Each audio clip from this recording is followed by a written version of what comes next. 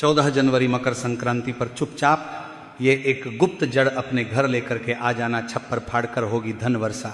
श्री शिवाय नमस्तुभ्यम। महाराज भक्तों, इस पौधे की जड़ इतनी अधिक चमत्कारी है कि इसे घर लेकर आते ही आपको अपने जीवन के हर कष्टों से तुरंत मुक्ति मिलेगी। साथ ही महाराज आपको भगवान शिव के साथ साथ माता लक्ष्मी का भी आशीर्वाद प्राप्त होगा और आपकी हर मनोकामना भगवान शिव के आशीर्वाद से पूरी होगी। पूरे साल आपके घर में अन्न और धन के भंडार भरे रहेंगे, साथ ही जीवन की हर अधूरी इच्छा होगी पूर्ण। जी हाँ भक्तों, जो भी व्यक्ति मकर संक्रांति और षटतिला एकादशी के महासंयोग में सिर्फ इस पौधे की जड़ को अपने घर लेकर के आ जाता है, उस व्यक्ति का भाग्य 7वें आसमान पर होगा। करियर और कारोबार में मिलेगी उन्नति। आने वाले समय में आपको कामयाब होने से कोई नहीं रोक पाएगा। तो महाराज आपकी जानकारी के लिए बता दें कि मकर संक्रांति का त्योहार आने में बस कुछ ही दिन शेष रह चुके हैं और अगर आप भी यदि मकर संक्रांति पर इस पौधे की जड़ को अपने घर लेकर के आ जाते हैं तो मात्र इतना ही करने से आपको साक्षात भगवान शिव की कृपा तो प्राप्त होगी ही और माता लक्ष्मी का आशीर्वाद भी पूरे साल भर आपके ऊपर बना रहेगा। महाराज हम ऐसा इसलिए कह रहे हैं क्योंकि मकर संक्रांति पर इस बार षटतिला एकादशी भी पड़ रही है और यह महासंयोग लगभग 33 वर्षों के बाद बन रहा है और एकादशी की तिथि भगवान विष्णु और माता लक्ष्मी को समर्पित होती है और इसी के साथ इस दिन मकर संक्रांति भी पड़ रही हैं और भगवान शिव को औघड़, योगी और तपस्वी कहा गया है और मकर संक्रांति से ही तप, साधना और संयम का काल आरंभ होता है। यही कारण है कि कई शिव भक्त इस दिन से शिवलिंग पर जल अभिषेक, तिल और बेलपत्र अर्पण, मौन व्रत या जप शिव साधना आरंभ करते हैं। इसी के साथ महाराज इसी दिन धन योग, महालक्ष्मी योग, सर्वार्थ सिद्धि योग, अमृत सिद्धि योग और दान योग जैसे शुभ योगों का निर्माण हो रहा है। और भक्तों, अगर इस दिन धन योग और महालक्ष्मी योग का निर्माण होता है तो पूरे साल का नियंत्रण माता लक्ष्मी जी के हाथों में होता है। तो महाराज यदि आप भी इस जड़ को हमारे बताएं अनुसार शुभ मुहूर्त देख करके अपने घर लेकर आ जाते हैं तो आपको पूरे साल भगवान शिव और माता लक्ष्मी का आशीर्वाद प्राप्त होगा। इसी के साथ आपको अपने जीवन के समस्त प्रकार के आर्थिक कष्टों और आर्थिक परेशानियों से मुक्ति मिल जाएगी। पूरे साल माता लक्ष्मी जी की कृपा से आपके ऊपर धन की वर्षा होगी। आपके जीवन में धन आने के रास्ते खुल जाएंगे। महाराज जिस जड़ को हम आज आप सभी को बताने वाले हैं उसमें स्वयं भगवान शिव का निवास माना जाता है। तो चलिए भक्तों, जान लेते हैं कि आखिर आपको ये जड़ मकर संक्रांति पर किस समय और किस प्रकार से लेकर के आनी है ताकि आपका जो सोया हुआ भाग्य है वो चमक सके और परिवार में जो भी रोग चल रहे हैं, शारीरिक पीड़ाएं हैं, आपकी जो मनोकामना है जो लंबे समय से परिपूर्ण नहीं हो पा रही है, आपके जीवन में दुख और परेशानियां बहुत ही अधिक बनी हुई है।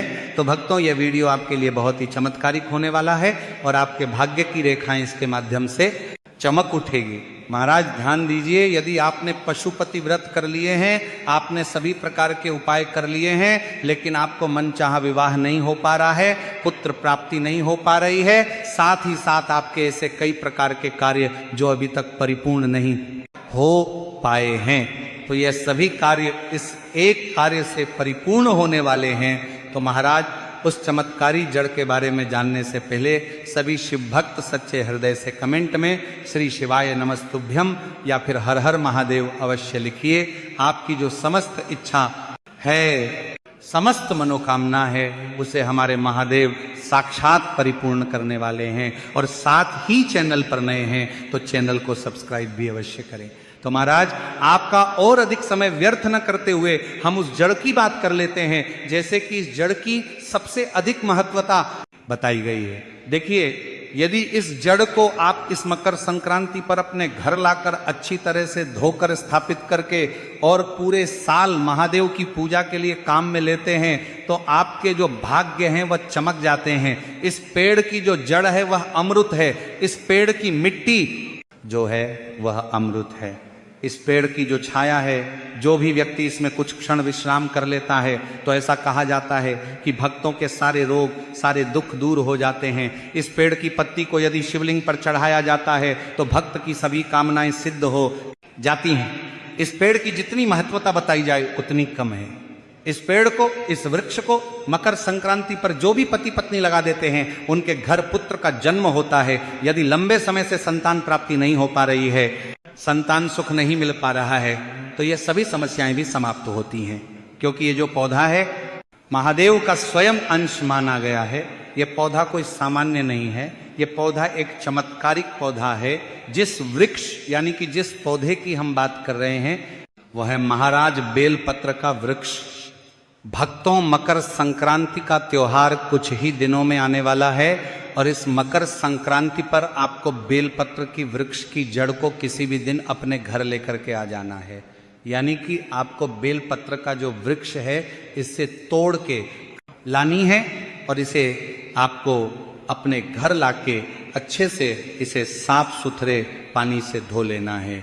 देखिए, ये जो बेलपत्र की जड़ आप लेकर के आएंगे तो इसे आपको शुभ तिथि में लेकर के आना है। तो महाराज, बेलपत्र की जड़ को लेकर के आने से पहले आपको बेलपत्र की पत्तियों को तोड़ने और इस जड़ को लाने से जुड़े कुछ नियम भी जान लेना चाहिए।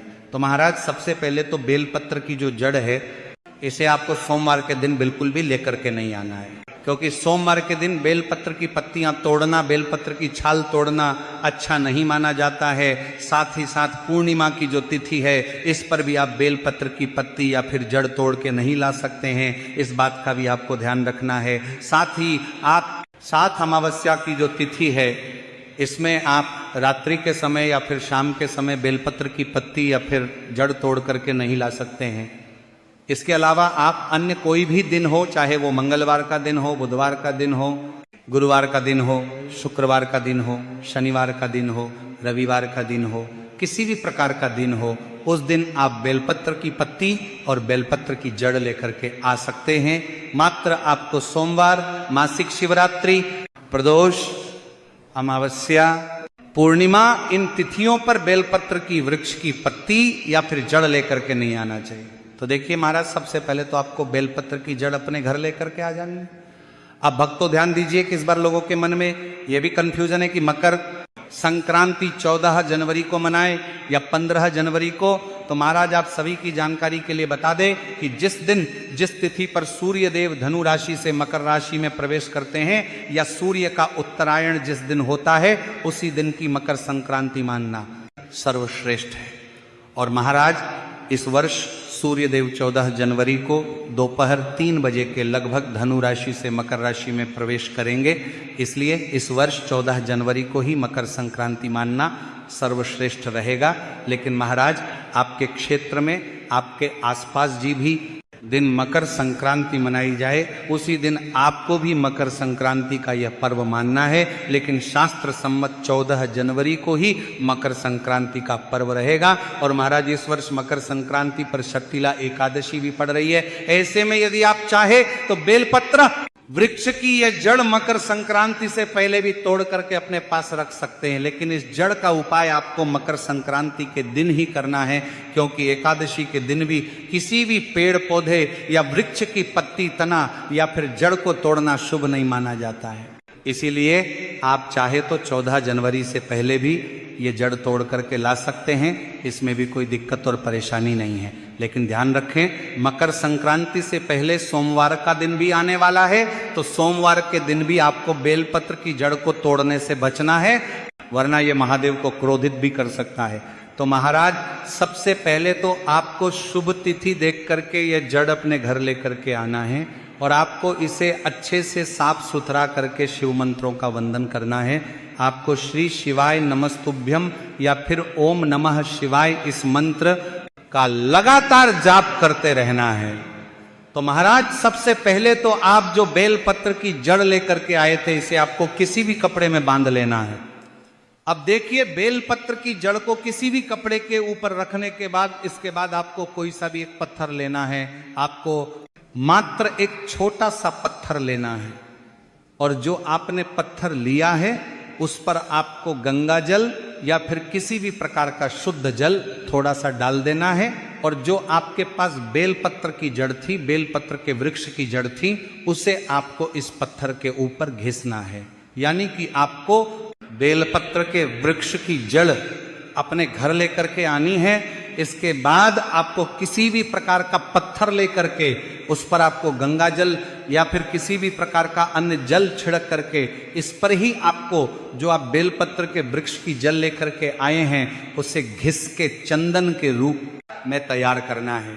अब आपको ये जो चंदन है इसे आपको यदि आपके वहाँ 14 जनवरी को मकर संक्रांति मनाई जाए या फिर 15 जनवरी को मकर संक्रांति मनाई जाए, यानी कि जिस भी दिन आपके वहाँ मकर संक्रांति का त्यौहार मनाया जाएगा तो उस दिन आपको इसे लेकर के पहुंचना है भगवान शिव के मंदिर में। अब महाराज इस चंदन से आपको या तो त्रिपुंड का निर्माण करना है या फिर इसी चंदन से आपको शिवलिंग पर ओम का निर्माण करना है, या फिर जो भी व्यक्ति शिवलिंग पर भगवान शिव की आंखों को उभार देता है इस चंदन से तो उसका जो बुरे से बुरा समय है वह सभी अच्छे समय में बदल जाता है। कहा जाता है कि महादेव उसे दर्शन देते हैं, गले लगाते हैं और उसके मन की जो कामना है उससे सिद्ध कर देते हैं। तो आपको बेलपत्र की वृक्ष की जड़ लेकर के आनी है और इसका चंदन बना करके आपको भगवान शिव की शिवलिंग पर इसे लेपित करना है।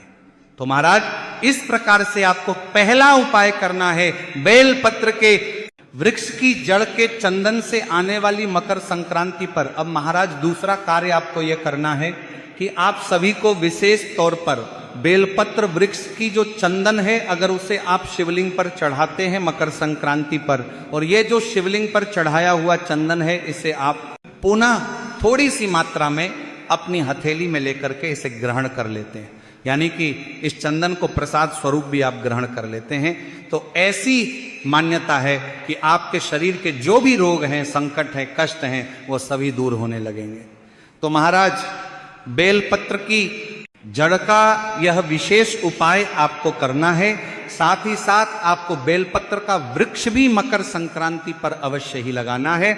इससे आपके घर के जो संकट, कष्ट, पीड़ा है वह सभी समाप्त हो जाती है। तो इस प्रकार से आपको मकर संक्रांति के दिन बेलपत्र के वृक्ष की जड़ का प्रयोग अवश्य करना है। आपके जीवन से जो सारे संकट हैं, बाधाएं हैं, कष्ट हैं, वह स्वयं महादेव दूर करने वाले हैं। तो अंतिम मौका आपके पास बचा हुआ है, इसलिए आपको इस मकर संक्रांति और षटतिला एकादशी के महासंयोग में यह चमत्कारी जड़ जरूर से लेकर आना है। जो चाहोगे वह सब कुछ मिलेगा।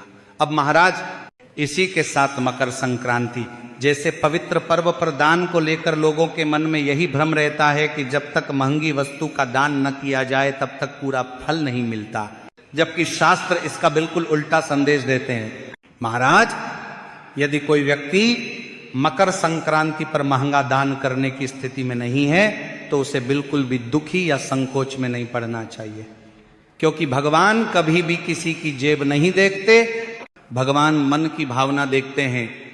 जिस घर में धन का अभाव हो उस घर में यदि श्रद्धा है तो वही श्रद्धा सबसे बड़ा दान बन जाती है।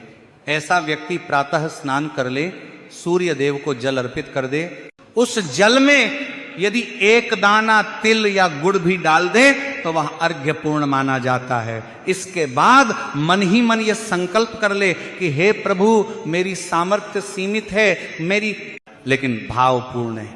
यही संकल्प उसे संपूर्ण फल दिलाने के लिए पर्याप्त है।